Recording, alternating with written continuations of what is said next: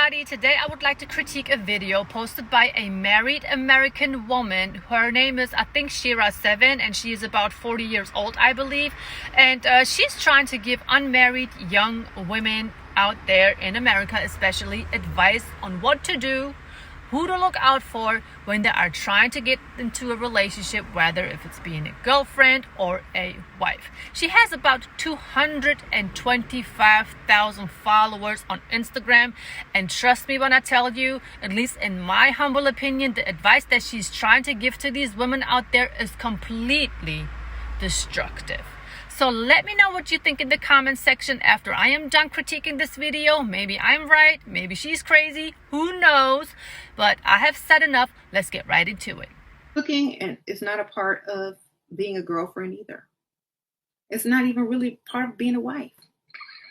I mean, the madness has already started with that one statement right there. I mean, honestly, how is a girlfriend, potential wife, is supposed to be outstanding and different from every other woman that a guy has met, that a guy has dated, if she is not willing to clean, to cook, and nurture for that man? Let me give you an example.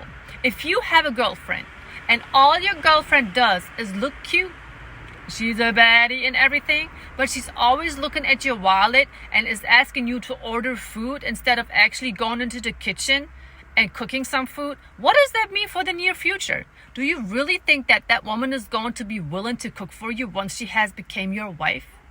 Do you know how I was able to impress my husband, and I didn't even want to impress him by cooking and cleaning and all of these things because I was doing it naturally.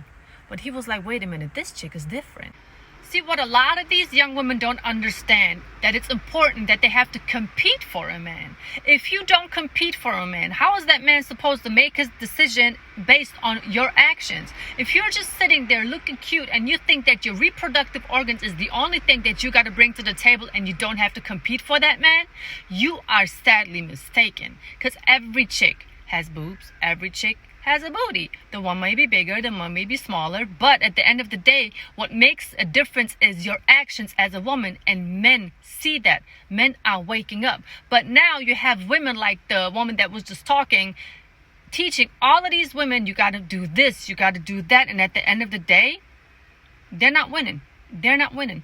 They're young now. They're independent now. They look good now. They can play around with men's emotions now. But wait till that wall gets closer. Just wait.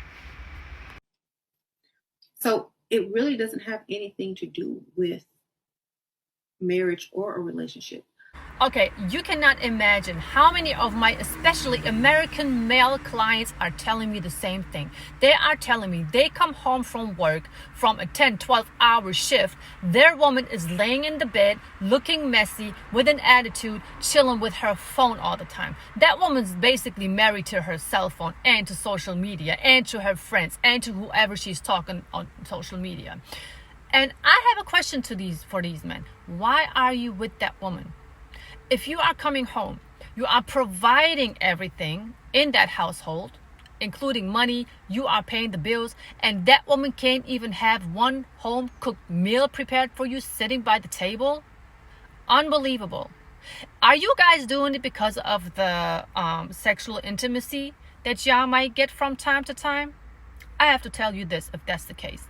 If you have a woman that's doing exactly that, nothing more and nothing less, I think you're better off by yourself, chilling with women who are a lot younger than the woman that you are with, but you would have to deal with a lot less headaches.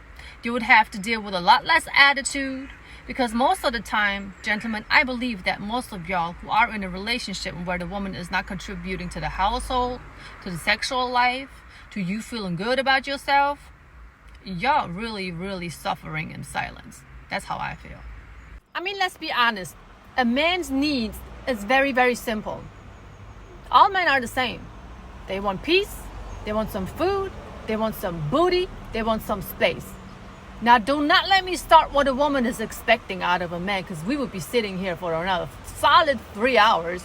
Cooking is for when you can't or don't want to go out to eat, or if you are hungry and you want to cook something.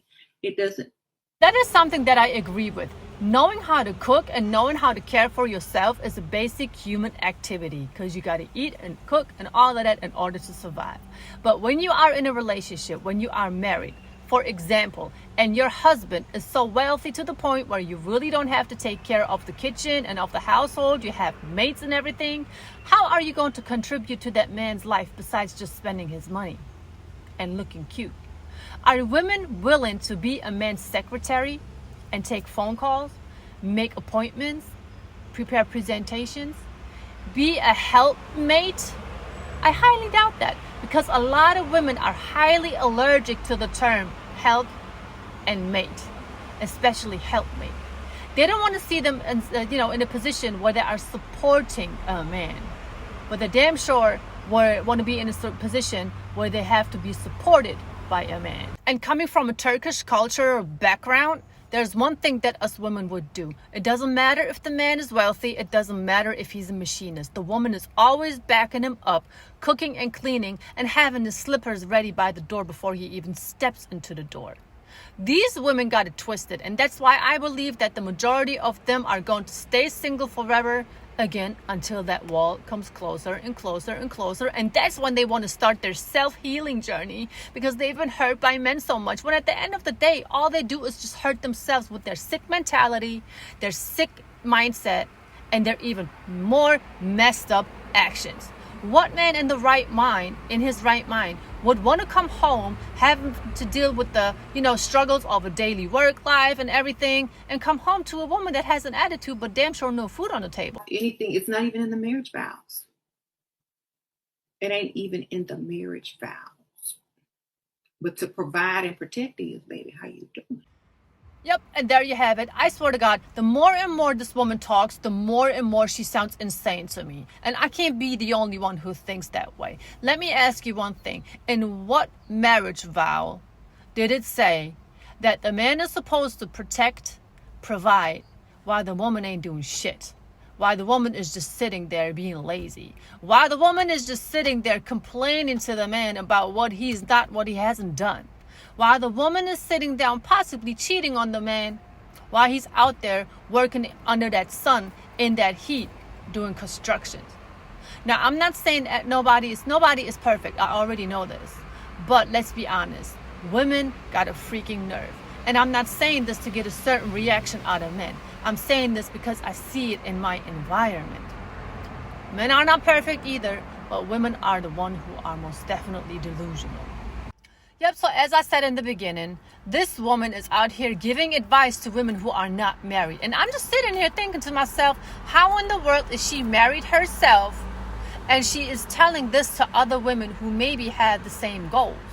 But then I'm thinking about a woman's psychology. A lot of women don't want other women to have what they have.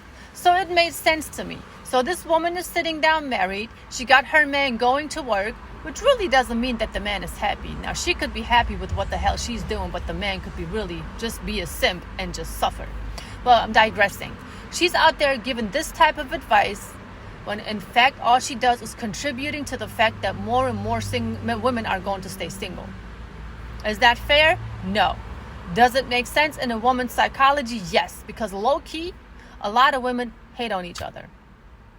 They don't want each other to be good because misery loves company.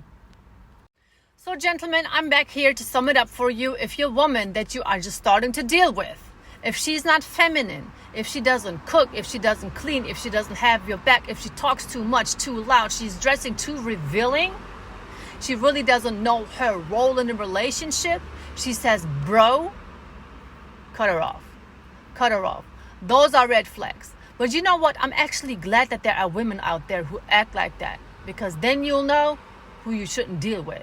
So thank you so much again for being here, for taking your time out of the day, listening to what I have to say, how I feel about some women out here talking a certain way about females and especially men.